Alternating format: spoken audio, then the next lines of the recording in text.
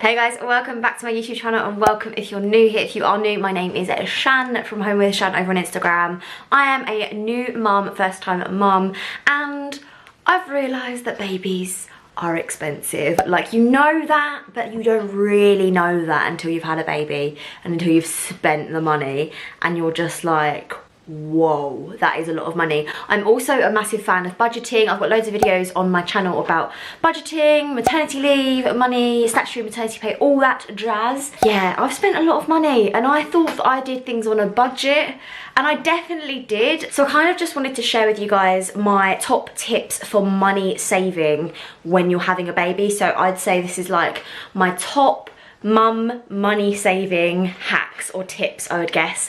So yeah, let's just jump in straight into it because like I said, babies are really expensive and we can try and negate that as much as possible by doing these things. Okay, so first up is about baby clothes. The obvious one is don't overbuy baby clothes. I know it's hard because obviously baby's clothes are so cute, baby socks are cute, baby shoes are cute, but let's face it, when they are in newborn, first size and 0 to 3 months, they live in baby grows and vests, and they all have feet integrated, they all have mitts integrated. Don't buy the extra crap. Trust me, you will regret it, and it is such a waste of money. What I like to do when we're buying George's next size up of clothes is set an amount per type of item. For example, in my son George's next size up of clothes, we've decided to do 5 trousers or leggings or whatever, long trousers, 5 shorts or dungarees or whatever. So he's got long legged and short legged, 5 of each. And then when it comes to vests, we've decided like 10 vests is what we'll need, and then we've got a certain amount of tops, certain amount of everything else. George is just shaking a rattle as I'm talking to you guys. That way, when I go to the shop or when I go to the online basket, wherever it is that I'm gonna get it, I'm not gonna get overwhelmed by all the really cute baby clothes, and I just buy what I need because 1, I hate clutter, 2, I hate overspending, and 3, he's literally gonna be in these clothes for 2 months. If that. 2 to 3 months generally is like the baby sizes, and George always seems to grow out of them really quickly. So I would just say don't waste your money on clothes. Honestly, multi-packs, supermarkets, that's where you need to be at in your life. If you are on a budget, if you're watching this video and you want to save money, if you really want really cute and neutral tones and all that kind of stuff, which is exactly what I want, H&M multi-packs are the way to go, trust me. But having those set number of items that you want to get per size, trust me, that's going to save you so much money in the long run. I pretty much always do that, and I always share my full haul on here. So if you want to, I'll link a couple of the hauls that I've done down below. Most of the things I get are from supermarkets and H&M. I can't lie, I feel like they are the best, like quality, value for money kind of thing that aren't like really garish and in your face. I quite like the way they look and stuff. My second tip is to buy second hand. Guys, why are we so obsessed with having these brand new things? It is ridiculous, and even I do it sometimes, and then I look back and think, why did I not just get that on Facebook Marketplace? Why did I not go on Gumtree? Why did I not look on eBay? There are so many things on these sites that are like brand new. I'll give you a couple of examples. George's cot that is just behind us was second hand. It is originally a Mamas and Papas cot. It's really good quality. It goes into like a single bed. You can have it raised, you can have it lowered. It goes into a single bed. It grows with them. It retails at least £350, I think, but we got it for 50 quid on Facebook Marketplace. There's like 2 chips in the paint, but everything else is perfect and pristine, and I just think I would not have spent £350 on a cot. No way.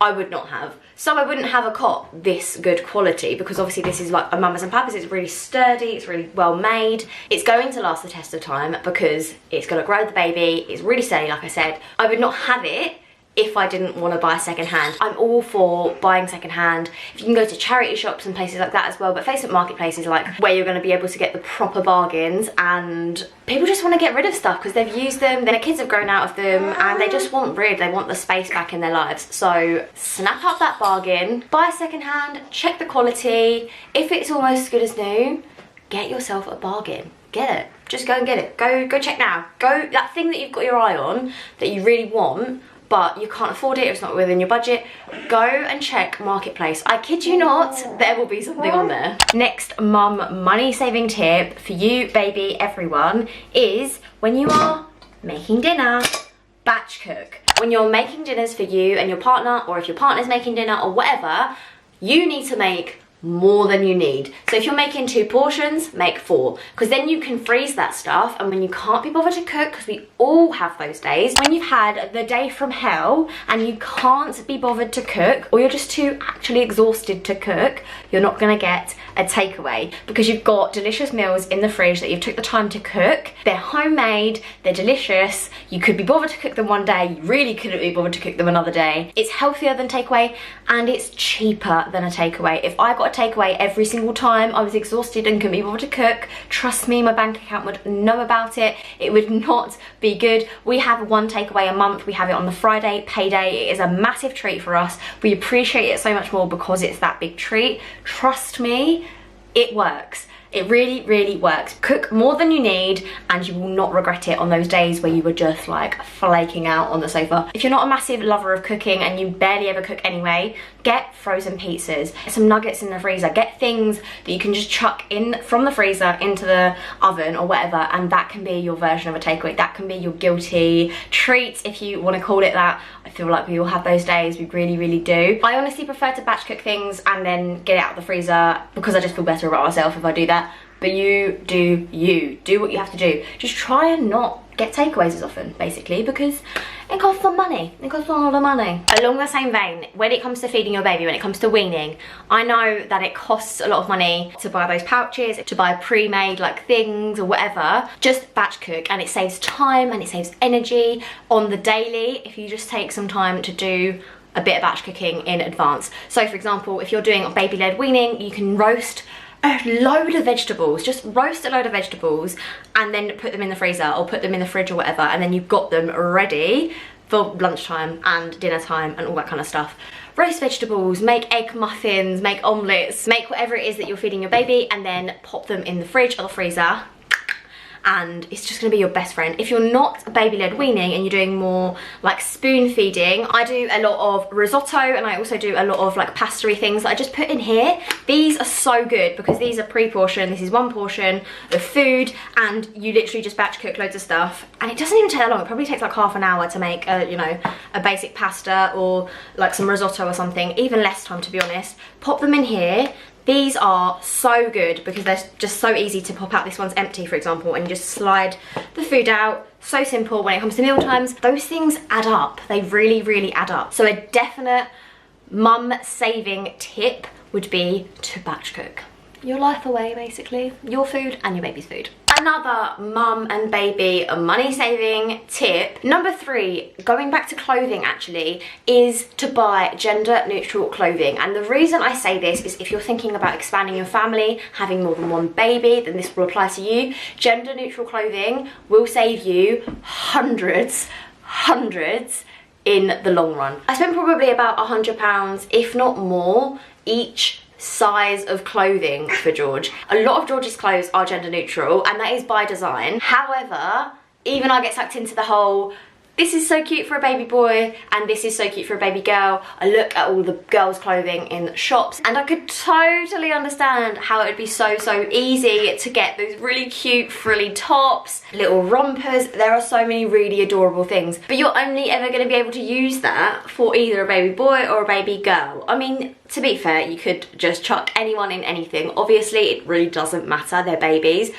But it's less likely that you're going to reuse that if you then expanded your family and had a baby boy or a baby girl. If I'm totally honest, I feel like baby clothes should be just all gender neutral generally. I feel like we're past that whole, it has to be blue for a boy and pink for a girl, and I thought we were past it, and I feel like eventually we will get there, but at the moment when you go into shops it is literally like boys stuff is like navy, army, and then like blue stuff, and then there's the girl stuff which is like pink and bright colours and hearts and like sparkly unicorns and stuff, and the in-between seems hard to find. However, if you try hard enough, you can definitely get some gender neutral clothes. If you do decide to expand your family, you're going to save hundreds and hundreds of pounds on baby clothes because you can just reuse the ones that you've already had.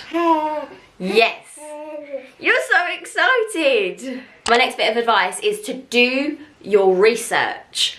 Do your research, because when you don't do your research on the times I have not done my research, you end up just buying the wrong thing. It doesn't fit your lifestyle. Baby doesn't end up liking it. You don't end up liking it. And you end up either returning that and having to buy a new thing, or if you can't return it because of the return policy, you might have to sell it and then re-buy something else, and it will cost you money in the long run. I promise you it will. So if you do your research initially and you find out exactly what you need for your lifestyle to suit your needs, then you hopefully won't have to repurchase loads of times. A prime example of not doing your research enough is our buggy. So the buggy that we originally bought was the Bubba V3 Stomp. It is such a good buggy for a certain type of person, for a certain type of family, and it really is budget friendly, and I highly recommend it for someone that would suit that buggy. But that person that suits that buggy, that person wasn't me. It wasn't me and it wasn't George, was it? No. No, it wasn't. The reason that that absolutely did not work for us, firstly, is the whole idea of a carry cot for me is just ridiculous. We never ever used it and it took up so much space. Secondly, it barely fit in the boot of my car. I don't know what I was thinking getting a mini and a big buggy. It was just ridiculous. So it didn't fit in the boot of my car. It wasn't compact enough. We have a new buggy now and it's the Hawk Saturn R. It was a gifted product. I much prefer it and it's a cheaper option as well. If I were still on a budget and I could do it all again and I knew about this buggy, I would have got this one instead of the Bubba, to be honest. I don't know whether I'll keep this for the next baby, I don't know, but I definitely think it was better than the one that we had before. So I just think, do your research, understand what your priorities are so you don't end up repurchasing and repurchasing and repurchasing. But make sure if you're getting it from a shop, you can return it if you don't like it, and make sure the return policy is a decent one. If you're getting it from Facebook Marketplace, make sure you're checking out the quality and stuff before you're buying it. Like I said, just do your research and you should be good. Tip number 5. I think it's 5, I'm not actually counting. Tip number 5 though is that you don't need everything you see. I promise you, you do not need it. There are gonna be people, myself included, definitely myself included, that swear by products and say that they're amazing and I couldn't live without them and they're essentials or baby must-haves or whatever it is. What are you looking at? But the truth is, babies don't need a lot of stuff. They really don't need a lot of stuff. There are products out there that make your life a hell of a lot easier, products that I really like, but it doesn't mean you need them. You really, really don't. A really good example of this is when it comes to weaning. When I started weaning George, I was bombarded with recommendations to get these kind of spoons and these kind of bowls and these kind of pre-portioned things and like a baby blender, baby steamer. Didn't use any of that. I really, really didn't. My point is there are so many gadgets that promise you something and they're not gonna make your baby eat well. They're not gonna make your baby a genius. They're not gonna make your baby happy or sleep through the night. Those products don't exist. I'm sorry, they don't. Sometimes it's luck of the draw, sometimes it's how you act with your baby that encourages them to do a certain thing, whatever that might be. Products help sometimes, but they aren't essential. I promise you they're not essential. So next time you see me doing a baby must-haves list, take it with a pinch of salt, because what I think are must-haves are just making my life easier a little bit, and I'm spending money on things that I probably don't need to spend money on. Sometimes I think it's just about weighing up the expense versus like the convenience of that product and weighing those differences out. And if you think about something for more than 5 minutes, usually you decide against the purchase.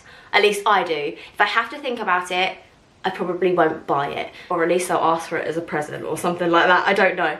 But yeah, that is probably my advice, is you just don't need everything you see. Let's talk toy rotation. So the reason I say toy rotation is because I think it's the best way to save money on toys. Toys are expensive and you always want to keep your baby entertained and your child entertained, and you always want to be able to provide them with like the developmental opportunities that they deserve, and you want to give them all of these things. However, everything that's marketed to you is marketed as a developmental toy, and it's gonna encourage this and it's gonna encourage that, and they're gonna be a baby genius. But let's face it, babies learn how to do things from household items. They genuinely do, as much as they do as with toys. With toy rotation, you essentially have like 5 toys at any one time, and then once you're done with them, you get rid of them and then you get new ones. That way they don't get bored, they don't get overwhelmed with so many toys, too many to choose from. I genuinely feel like it's the way forward for me, and I've got a toy subscription service called Whirly. If you guys haven't heard of it, it is the best, like the best idea. I love it so much. You pay $9.99 a month for the cheapest option, and then I think it goes up. If you want like more toys available to you at any one time, then you get a like higher subscription. I think I'm somewhere in the middle. I love it. I love it so much. It was a gifted thing, but I think it's just the best premise ever. You basically borrow the toys. When you're done with them, you send them back and you get new toys, and you get to choose all the toys that you want to choose. It saves on clutter, you don't have loads of stuff everywhere, they don't get overwhelmed, and you save money. Because if I were to buy the toys, I don't know if you can even see them, if I were to buy like even some of these toys, like this is £15. How is this worth £15? It's not, it's absolutely not. It does make some noise, but other than that, I don't think it's worth £15.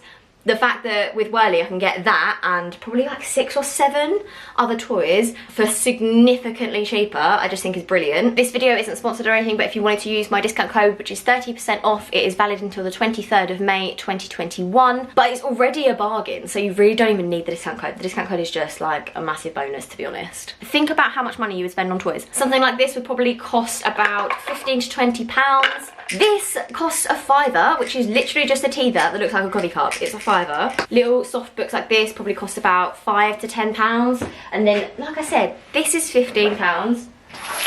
Something like this is about £15 as well. That is ridiculous, in all honesty. Imagine if I'd bought all of those new from Amazon.